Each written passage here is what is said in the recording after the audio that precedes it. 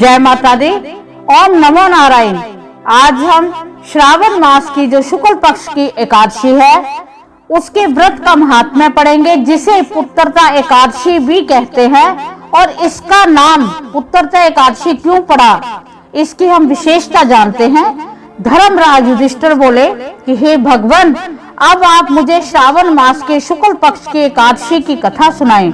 इस एकादशी का क्या नाम है तथा इसकी विधि क्या है। श्री मधुसूदन बोले कि हे राजन सुनिए, इस कथा के श्रवण मात्र से ही वाजपेयी यज्ञ का फल मिलता है। द्वापर युग के प्रारंभ में महेशमती नगरी में महाजित नाम का एक राजा राज्य करता था। वह पुत्रहीन था, इसलिए वह सदैव दुखी रहता था।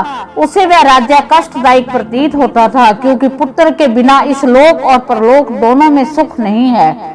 राजा ने पुत्र की प्राप्ति के बहुत यत्न किए, परंतु वह निष्फल हो गए। जब वह राजा वृद्ध होने लगा तो उसकी चिंता और भी बढ़ने लगी। एक दिन उसने प्रजा को संबोधन करके कहा कि न तो मैंने अपने जीवन में पाप किया है, ना ही अन्याय पूर्वक प्रजा से धन ही एकत्रित किया है, ना मैंने कभी देवता और ब्राह्मणों का धन छीना है, ना ही किसी की धरोहर मारी है। मैंने प्रजा को सदैव पुत्र की तरह पाला है, कभी किसी से राग द्वेष नहीं किया, सबको समान माना है। इस प्रकार धर्मयुक्त राज्य करने पर भी मैं इस समय महान दुख पा रहा हूँ। सो क्या कारण है, मेरी कुछ समझ में नहीं आ रहा है। राजा महिजीत की इस बात को विचारने के लिए मंत्री आदि वन को गए। वहां वन में जाकर उन्होंने बड़े बड़े ऋषि मुनियों के दर्शन किए। उस स्थान पर वे वृद्ध और धर्म के ज्ञाता महर्षि लोमश के पास गए। उन सबने जाकर उन महर्षि को यथा योग्य प्रणाम किया और उनके सम्मुख बैठ गए। उनके दर्शन से सबको बड़ी प्रसन्नता हुई और उनकी विनय करने लगे कि हे देव, हमारे अहोभाग्य है कि हमने आपके दर्शन करे। इस पर लोमश ऋषि बोले कि हे मंत्रीगण, आप लोगों की विनय और आपके सद्व्यवहार से मैं अत्यंत प्रसन्न हूँ। आप मुझे अपने आने का कारण बतलाइए। मैं आपके कार्य को अपनी शक्ति के अनुसार अवश्य ही करूँगा, क्योंकि हमारा शरीर ही परोपकार के लिए बना है, इसमें किंचित मात्र भी संदेह नहीं है। लोमश ऋषि के ऐसे वचन सुनकर मंत्री बोले कि हे महर्षि, आप हमारी समस्त बातों को जानने में ब्रह्मा से भी अधिक हैं, अतः आप हमारे संदेह को दूर कीजिए। महेशमती नाम की पुरी में महिजीत नाम का एक धर्मात्मा राजा रहता है। वह प्रजा का पुत्र की तरह धर्म के अनुसार पालन करता है, फिर भी वह पुत्रहीन है,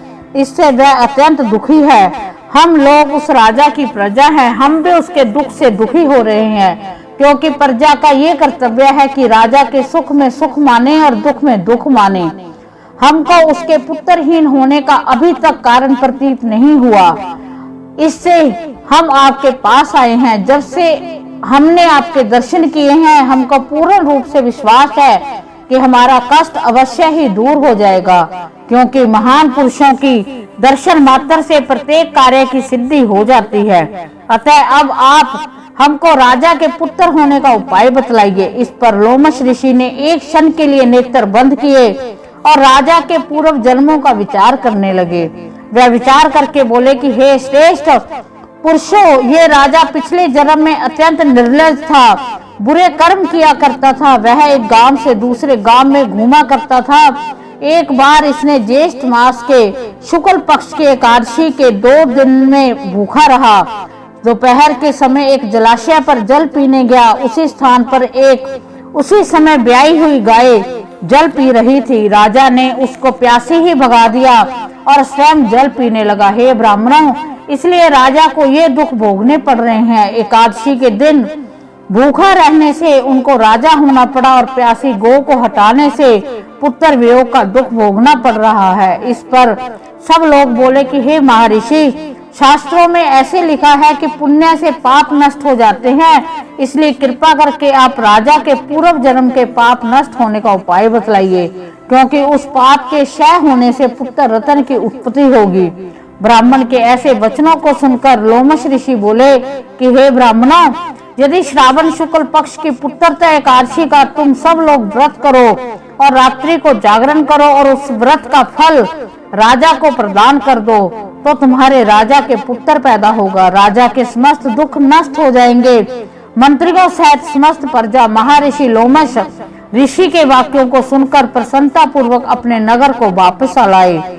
उन सब लोगों ने श्रावण शुक्ल पक्ष की पुत्रता एकादशी को लोमश ऋषि की आज्ञानुसार विधि पूर्वक व्रत किया और द्वादशी को उसका फल राजा को दे दिया। उस पुण्य के प्रभाव रानी के ने गर्भ धारण किया और 9 महीने के पश्चात उसके एक अत्यंत तेजस्वी पुत्र रतन पैदा हुआ।